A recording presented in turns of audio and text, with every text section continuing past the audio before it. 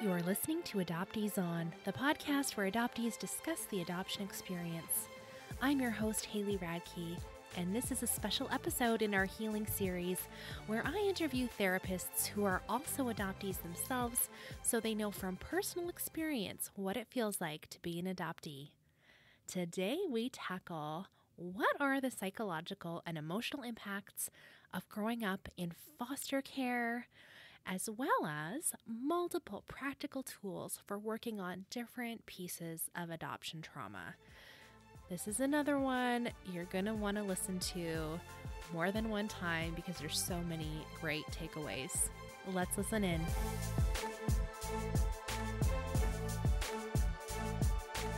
I'm so pleased to welcome to Adoptees On Jeanette Yoff. Jeanette is a child therapist with a special focus on adoption and foster care issues.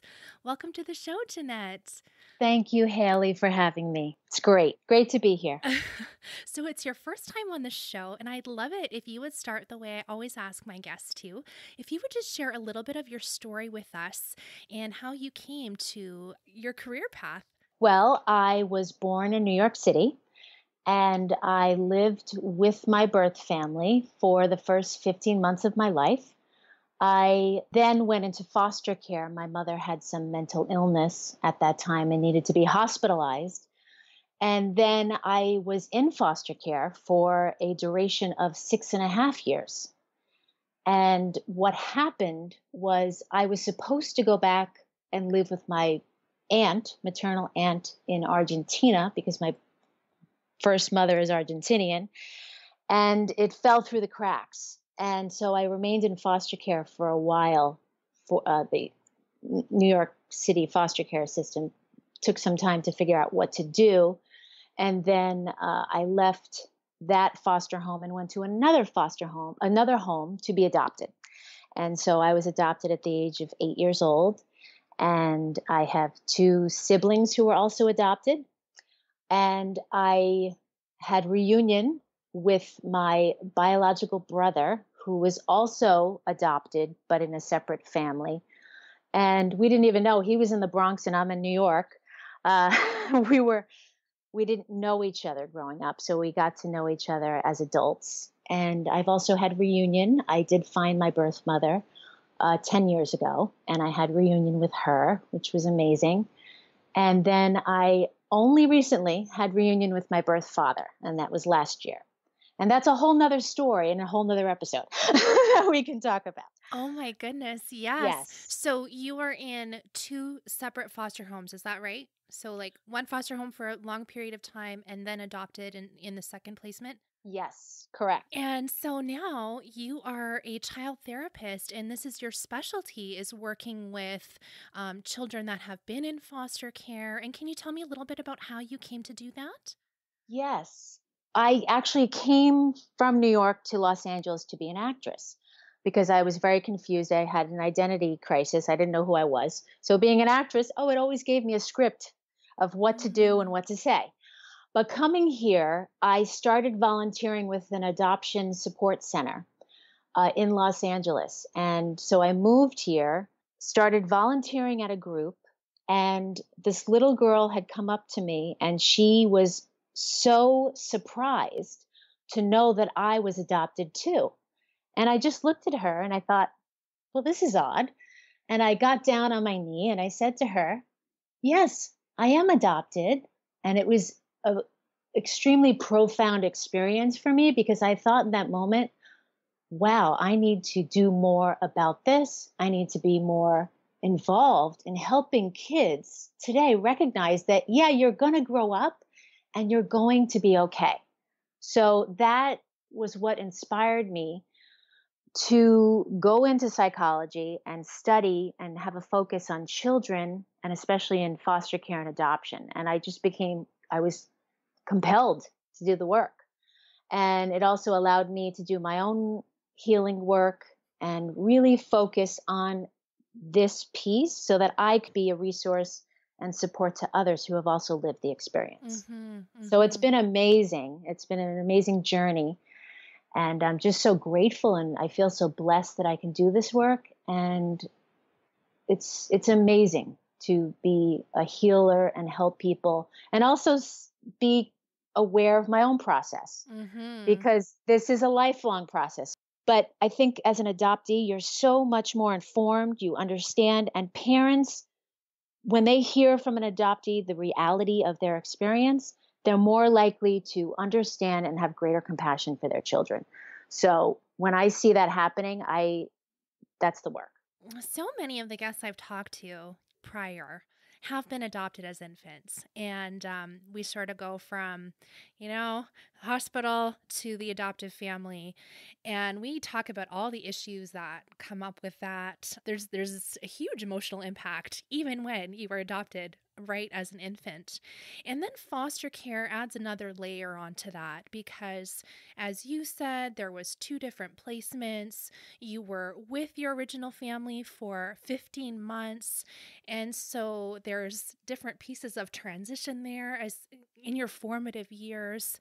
Can you teach us a little bit about that, the psychological and emotional impact of growing up in foster care versus and or including the infant adoption? What sort of the differences for you? Yes. So what I've discovered is, as an adoptee who's separated at birth, that is considered a trauma. It's a traumatic incident for that baby. Okay. When a child has gone through that early separation and then experienced multiple placements, or have lived in their original families for some time and then were adopted and separated and gone into foster care at a later time, what happens is it becomes more than just a single incident trauma. It becomes complex trauma. So that is the key term when we're talking about children in foster care to adoption.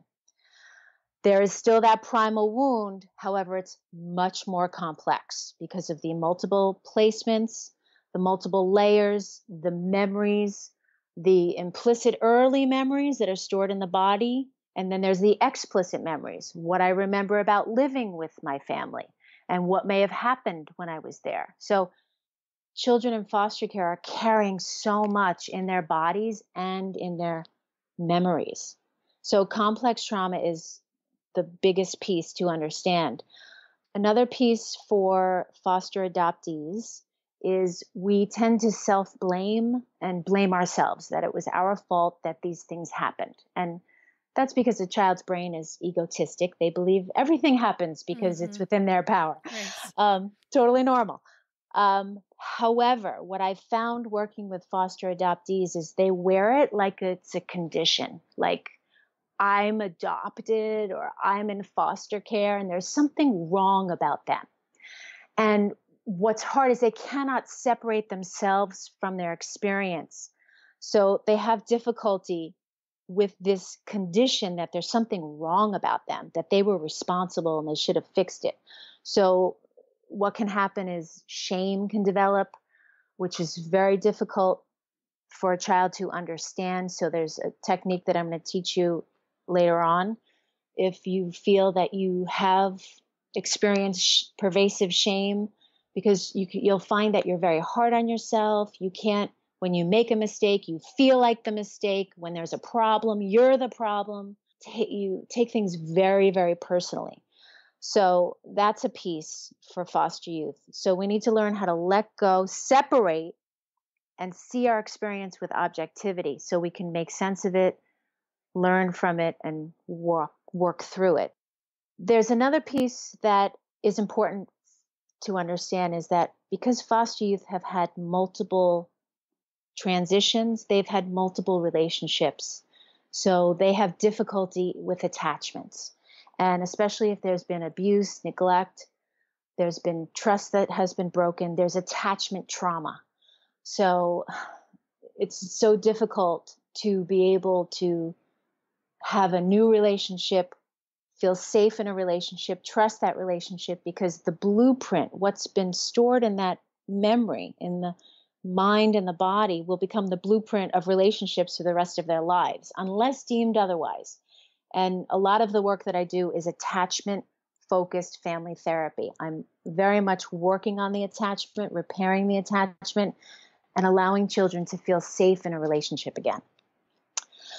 We do have a heightened sense of perception of any sense of rejection in others. Mm. We're always scanning the environment. There's this hypervigilance going on. Is this safe? Is this not safe?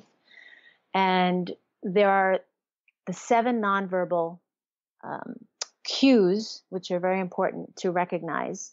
And they are eyesight, the way someone looks at you, the facial characteristics, what they're showing in their face. Are they squinting at you? Are they questioning you? Tone of voice, posture, gestures, timing, and intensity of response. And we're always looking and relying on these 7 nonverbal cues for what's safe and what's not safe. And if you think about this, 90% of communication is nonverbal. So when trauma is experienced, the first sense to go offline is sound. So I have to teach parents and workers working in this field to be very aware of their 7 nonverbal cues, because if you're not aware, you could be causing more distress, more trauma for that child. And we need to create a place of safety and comfort because of what they've been through. There can also be a learned helplessness that develops for foster adoptees, because especially if they remember and have memories of their families, that they could have done something and they feel helpless inside, this powerlessness. So they go through life thinking that if I couldn't even help my family, how can I even help myself? So there's a learned helplessness that can occur. Now, these characteristics, some are more heightened for some foster adoptees, some are less. It's all based on temperament, personality, their ability to be resilient, to work through experiences, the amount of support they've received. Therapy is very important. So these are variables. A big piece also is they have experienced a lot of ambiguous loss. And ambiguity for any child is very difficult to contain, because there's a lot of questions, especially if they've had the early implicit memories of trauma where they don't know what happened, but something happened to them. And then there's the explicit memories of what happened to my family, or why did I leave this placement to go to this placement? Was it my fault? Did I do something wrong? Did they not love me? So it can be very complicated to work through this ambiguous loss and have even greater questions, especially if someone's not there to help you make sense. And one of my interventions that I do with kids is we create a question box just to hold and acknowledge all of these questions. So they're externalized, released from the mind, placed in a container, providing a sense of, okay, somebody's looking out for these questions. Someone's acknowledging, someone's hearing me, and someone's helping me make sense of my story. So it can feel extremely overwhelming for a foster adoptee to experience all of these pieces. And I do 6-hour trainings on trauma-informed best practices in trauma-informed care for children and adults. And I have had adults, foster youth alumni and adult adoptees, come to me after the training and go, I wish I had this training when I was a kid. Mm-hmm. So we also need psychoeducation. Mm-hmm. We need somebody to teach us these pieces and then teach us how to help us work through and heal and comfort and support these pieces. So there you have it in a nutshell. Well, and I mean, of course, you explain like we all have different levels of intensity for each of these pieces. And, Yes. and I'm thinking about the typical older child in foster care, like teenager. I mean, how many placements have they had? And so those layers, when you get to the teenage years and you're supposed to be forming your identity, I mean, it's complex for adoptees as it is. And then compounded with all of these different relationships and attachments, as you said. It's big stuff, really big stuff. It is big stuff. It is. And so the psychoeducational piece is we need to understand that we are having a normal response to an abnormal event Mm. so that we don't judge ourselves. Like, of course, our body is trying to work through these memories. And that's why they keep coming up over and over and over. So we need to learn to accept that piece. Yeah. Is there anything else that you want to teach on this? We could talk about how some of these express themselves as we reach adulthood and beyond if they're not dealt with. Well, we'll have difficulty trusting in relationships, in feeling confident and building our self esteem and feeling confident enough that we can go out and take a risk. Because if we're not feeling secure and safe within our bodies, we're not going to be able to take risks. We're going to feel held back, unsure of ourselves. And we really need to be a part of a community that understands us, that we don't have to explain ourselves over and over about our vulnerabilities. We need to be around other people that have also experienced similar experiences. So sensitivity within ourselves, and we also will have difficulties in attachments and trusting others.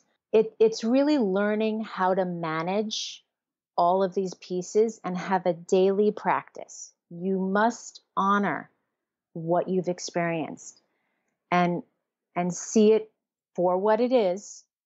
It's there. We can't just make it go away. We get to, is what I always say. We don't have to. It's how we look at it. We get to do this healing for ourselves. We get to repair what happened to us because it's not what's wrong with us. It's what happened to us. We get to learn how to be more compassionate. We get to reparent, remother ourselves. It's an opportunity for growth because we're either in two modes of functioning. We're either in protective mode or growth mode.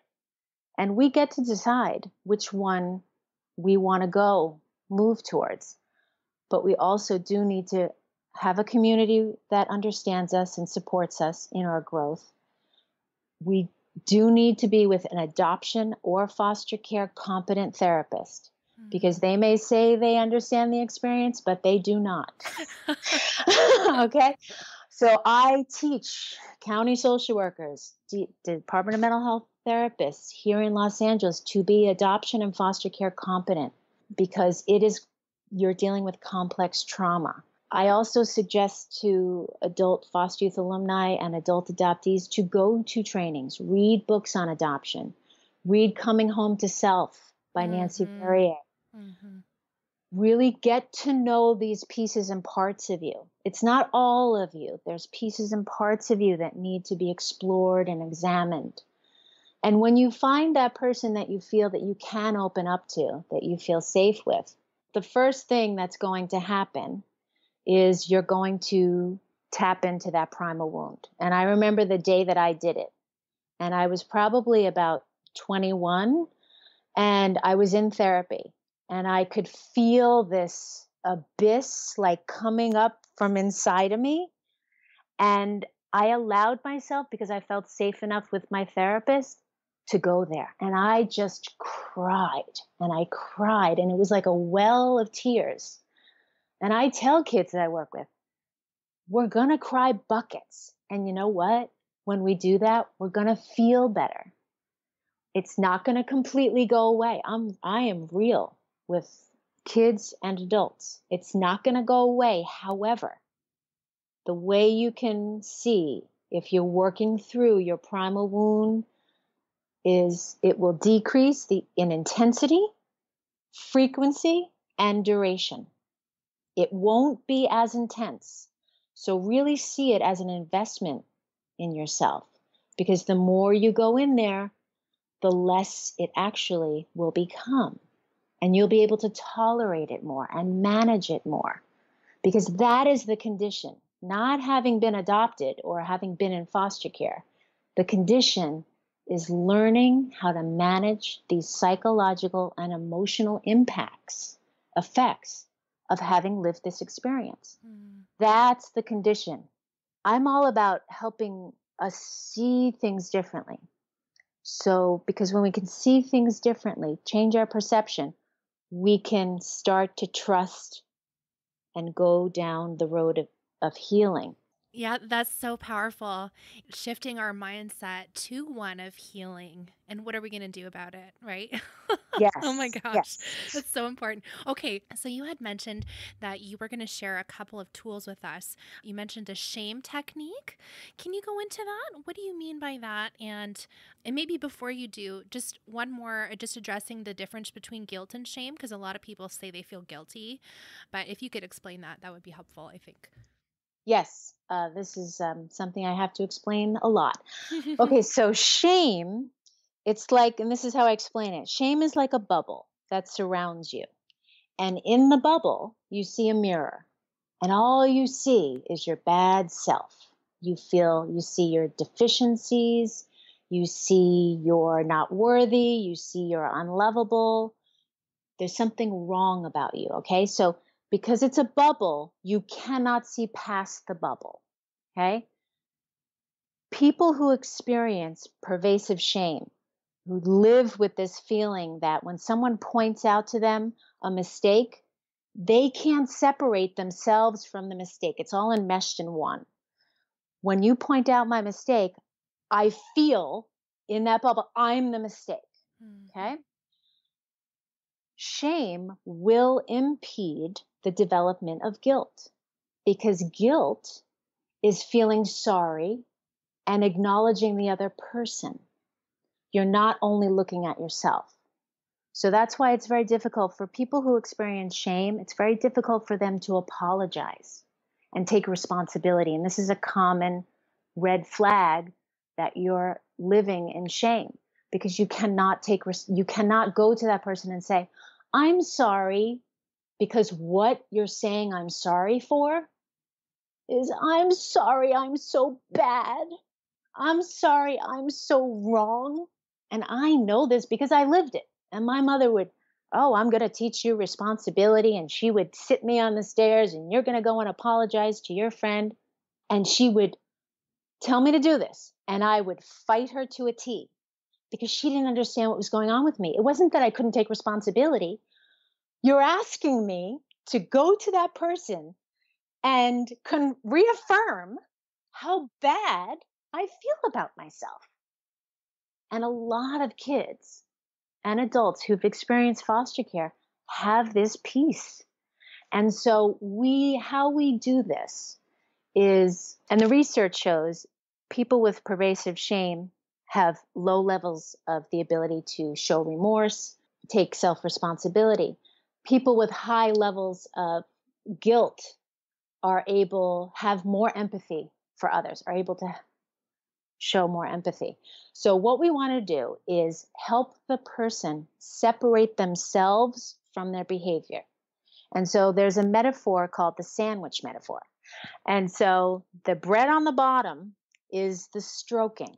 Okay. So, if I'm talking to an adoptee or foster youth out there, okay, when you have recognized that you've done something wrong, okay, you made a mistake, you showed up late or you blew the stop sign, whatever it is, okay, the first thing you need to do, the bread on the bottom, is say to yourself, "You're a good person, okay, you matter," like you would talk to a good friend. "You're a good person." And you put the emphasis on the behavior. And I made a mistake about this. And that's the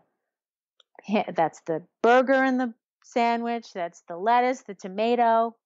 I made a mistake about this and I can learn from this mistake. I'm not the mistake. The mistake is the mistake and I'm going to learn from this.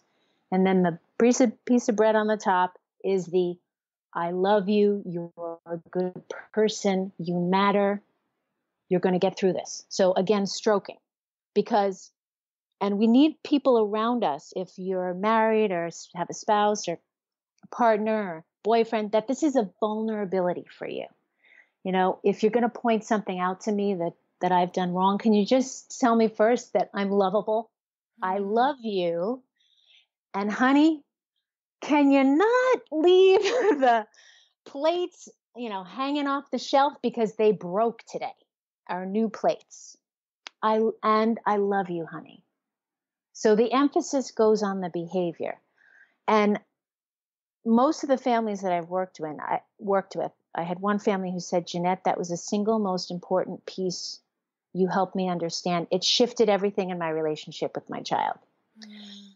So we get to do this work now for ourselves. When I make a mistake, I do this for myself. I go, okay, you're a good person. The mistake is a mistake. And you're learning. This is how we learn, by making mistakes. And I'm going to learn from this. And I love you. I do the Ho'oponopono with the Hawaiian prayer. Oh, yes, You know, yes. the I'm sorry, please forgive me, I love you, thank you. Mm-hmm. You do that for yourself. That's the difference between shame and guilt. So guilt is the ability to go to that person and say, you know what, I'm sorry that I left the plates on the shelf. I'm going to learn from that. I won't do it again. I'm sorry that I did that, and I'm sorry that it affected you and the glass broke all over the floor and you got hurt. I'm sorry about that. So guilt is expressing concern and empathy for the other person, and also having a regard for yourself. We're human. We are imperfect. And The Gift of Imperfection, Brene Brown's book, is a beautiful book to read to help honor and grow that part of yourself so that you can have that empathy Mm-hmm. for yourself.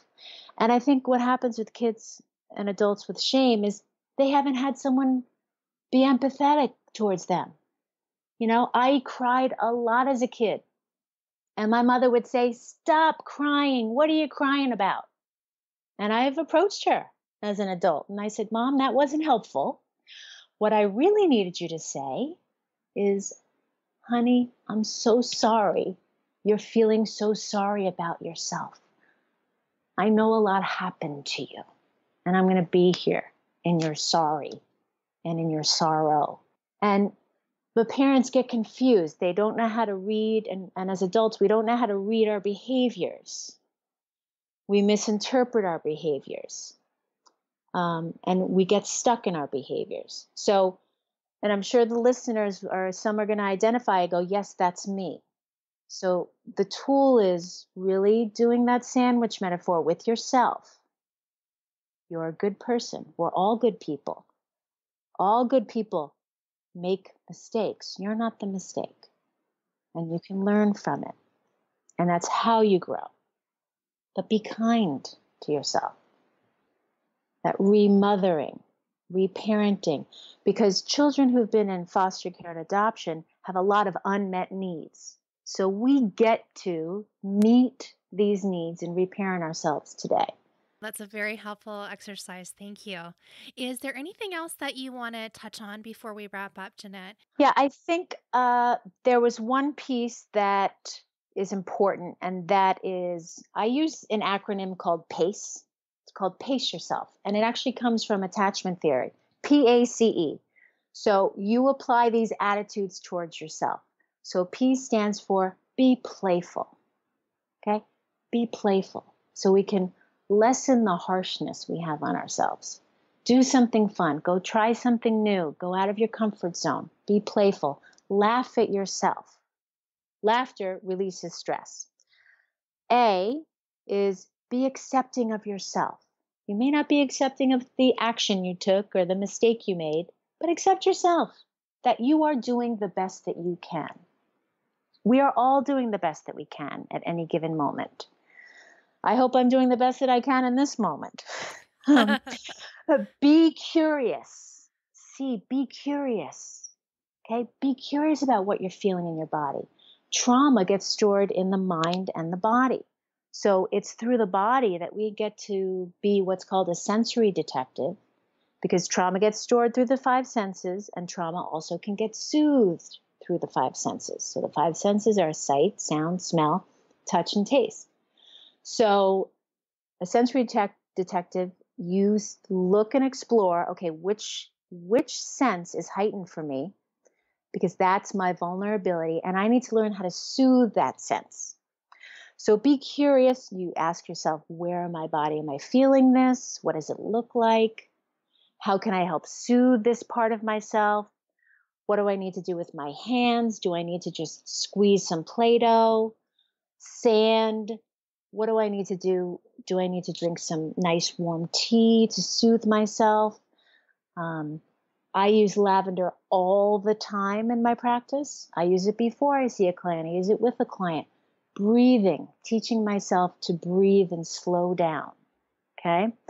And listening to calm, soothing sounds. Providing yourself with sensory comfort is very important if you've experienced trauma. And then E is have empathy. So pace yourself, treat yourself with kindness. You're doing the best that you can, and do that sandwich metaphor whenever you make a mistake or do something wrong.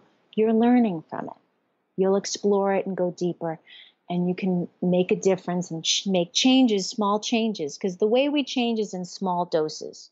We can't just jump in the pool and expect everything to just change. The last piece about healing. I say healing is like being in a whirlpool, okay? Because you're being asked to change and shift and transform what you're experiencing into something different.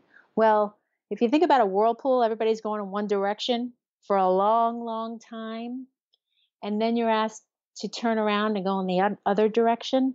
Well, that's what change is going to feel like. It's going to be very difficult at first to put these pieces of practice in your daily routine. And the more you do it, the more you stick to it and just push through and put in that effort, you can have a new rewiring in your brain, a new felt sense of relief, because that is the goal for treating and healing trauma. It's feeling a sense of, so the more you can find that relief in your life, and it's through the senses, using some of these tools, you will be able to feel better, and then you will do better. Trust me. And I've done a lot of work on myself, and I do practices every day. So it's important. You matter. You're worth it. I say that to all my clients over and over and over. You're worth the effort. We're all worthy. We're all deserving of worth and value. We're here. We get to be here. You have a seat at the table too. So it's reclaiming, naming what you're feeling so you can tame it and work through it. So I'm pretty serious and very direct with the clients that I work with, that how important it is to put in these daily practices, because you matter. And we're never going to fully heal. This is a lifelong process. So that actually gives me a sense of, oh, okay, great. Then this is a process. You don't have to put all that pressure on yourself. It actually gives you a sense of, you know what? Okay. I am going to accept that I get to do this remothering, reparenting, rewiring for myself, and I'm going to do it. And I'm going to do it the best I can, and that's good enough. Mm-hmm. And give myself permission to do this work. And, a lot of adoptees, they come usually when there's a big life stressor, there's a loss they experience, and it just opens up that primal wound, and everybody's on their own journey. Let's not judge each other. Some people are more advanced than others, because like me, I went into therapy when I was 13 years old, and I'm still in therapy, and I'm a therapist. It's okay. It's important. We need to take care of ourselves. It's self-care, because of what happened to us, and take responsibility. And we get to then go into the world and utilize our many strengths, because I also say we also have many strengths. There's all these issues and core issues, and well, where are our strengths? We're very strong-willed. We're very determined. We are deeper thinkers. And we feel the world on a much more profound level. That's what makes us amazing creators, visual and performing artists, writers, painters.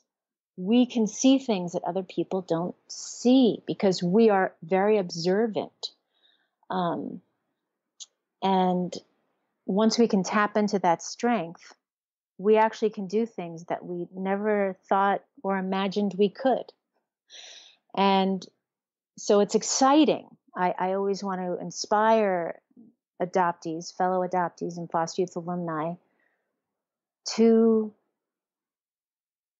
go, and I created this training, be the archaeology of you, and go in your primal wound. It was actually an exercise we did. Okay? Walking in the desert, there's a hole, because it's a desert out there. And before you go to the hole, as an archaeologist does, make sure you have your backpack, your flashlight, some boots, an extra set of clothes, whatever you need, because you're going to go in your primal wound right now. And put the flashlight on. We're going to look in this big hole, and we're going to talk about what's in there, and we're going to redecorate it. We get to go in and explore this part of us, examine it, and redecorate it. So I've literally done this exercise with many adult adoptees, and we climb in our primal wound holes with our headset on, with our hammer. We're all ready, and we climb in there, and we create a space of comfort, because we need to get to know this part of us. The more we avoid it, the more it's going to be enacted out and reenacted out in the real world.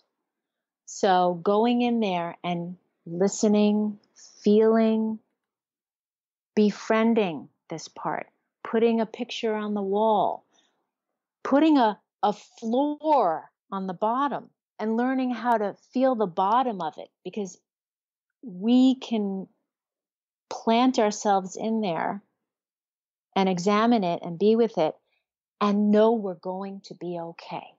And just having the bottom, like, as you're saying that, I'm like, if we don't go there, we picture it as like the never-ending abyss, right? Exactly. It gives it some footing. It gives us just a grounding, and that's another exercise that I do, is the grounding tool, where you imagine from your belly button to the center of this planet, there is a cord. And that cord cannot be broken. And it is extremely powerful. And when you feel that pull, and you have to be standing, you just stand, arms at your side, just go in your mind's eye, in your imagination, and imagine there's a cord from your belly button to the center of this planet. You feel that connection. And then you ask somebody to give you a little push. Your body feels this newfound strength, and you feel this connection that you've never felt before. And for me, when I first did this, and I teach this to everybody, is it helped me feel a sense of belonging and connection. And that's that footing, feeling a sense of being grounded. Because when you're uprooted, I don't know if you've ever seen the sign language for adoption, but it's literally, oh gosh, it was a little scary to see it. But literally, it's like they're holding their hands together, they pull something up, they put it to the right, and they put it down. That's sign language for adoption. And when I saw that, it just reminded me of this image of a plant being just pulled out by its root, pulled out and put in another, just smashed in another pot. And there's no sense of this, you're uprooted, literally. So we need to ground ourselves, put that lining in our primal wound so we can get a footing, so we can see it for what it is and befriend it and get to know it and live there. Not live there literally every day, but go in there and not be afraid of it and honor it. Thank you. Those are some really good tools. I really appreciate that. I love having really practical things that we can do, and your wisdom on just this needs to be a daily practice, and it's a journey, and it's a lifetime of moving forward with that. So thank you. Thanks so much for speaking to those things. You're welcome. I'd love it if you would share with us how we can connect with you online. I wrote a book about all the interventions that I do with children and teens and families in adoption. So that you can find that on Amazon. It's called Groundbreaking Interventions Working with Traumatized Children, Teen and Families in Foster Care and Adoption. My website is yofftherapy.com. I also have a YouTube channel, Yoff Therapy, and there's a lot of videos on that. And that's how you can find me. Thank you. That's so great. I was just on your YouTube channel this morning and watching a bunch of the different videos. You explain these exercises in depth. They're so good. So good. It's a great resource for people to check out. Thank you so much for sharing with us today, Jeanette. It was just an honor to speak with you. Well, thank you. You too. Thanks so much. It's been an honor.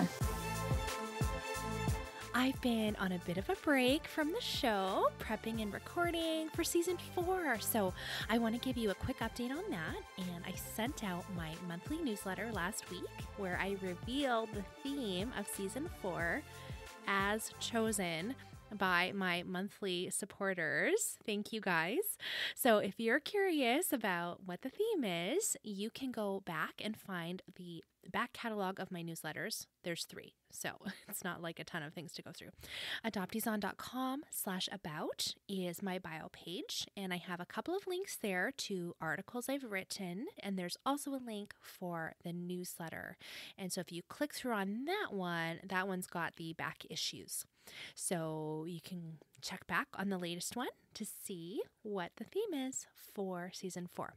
But before I start releasing season 4 episodes, I'm going to have a few more healing episodes for you, including the one next week where I invited Jeanette back and we talk about support groups and how to start your own support group, which is perfect timing for me because we have started one here in my city in Edmonton, Alberta, Canada. So if you're a listener and you live in the Edmonton area, please get in touch with me so you can come to our next meetup, and I'll send you the address. It's at my house, so if you're ever curious about where I record, you can come to my house and see.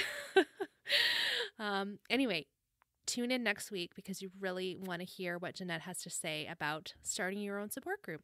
This show is literally brought to you by the support from my Patreon partners, and I couldn't do it without them, truly. Patreon is a website that allows creators like me to raise monthly support to help me keep producing this podcast for you. And as a special thank you for a monthly pledge, I have a secret Facebook group for adoptees only, where we support each other through search and reunion issues, and we get really real about all the things we're struggling with. So come and join us. Adopteeson.com/partner has all the details. I'm so grateful to be able to do this for you, and I couldn't do it without that financial support. Thank you. Thank you so much. So if you want to come and support the show monthly, adopteeson.com/partner has the details. I also have a one-time donation link on my adopteeson.com page for PayPal if that's something that you're not really interested in joining the group, but maybe you would like to give a one-time donation. That is so appreciated and helpful also. Thank you. Okay, I have a special message from a fellow adoptee to share with you. Let's listen. Hi, my name is Christy. I discovered that I was adopted at the age of 18 in a fight, and for many years, I wasn't allowed to have any feelings about that. In fact, growing up, I wasn't really allowed to have many feelings at all, so I internalized a lot of my emotions, and now I was ready to let those emotions out through writing and let my story be known. So the past year, I've been working on my book, and yesterday it officially became available. Right now, it's only available on lulu.com, but in 6 to 8 weeks, it will be available on Amazon and Barnes & Noble, and that's lulu.com. The name of the book is Why Aren't You Like Me? The brochure said you would be. I hope you read it, and I hope you enjoy. Thanks, Christy. If you're an adoptee and would like to tell us about your book or blog or whatever you're working on, head over to adopteeson.com/connect and click on the microphone at the bottom of the page. Don't email it to me. I want to hear your voices. This is a podcast, right? Thank you for listening, and thank you for being so kind during my break. Let's talk again next Friday.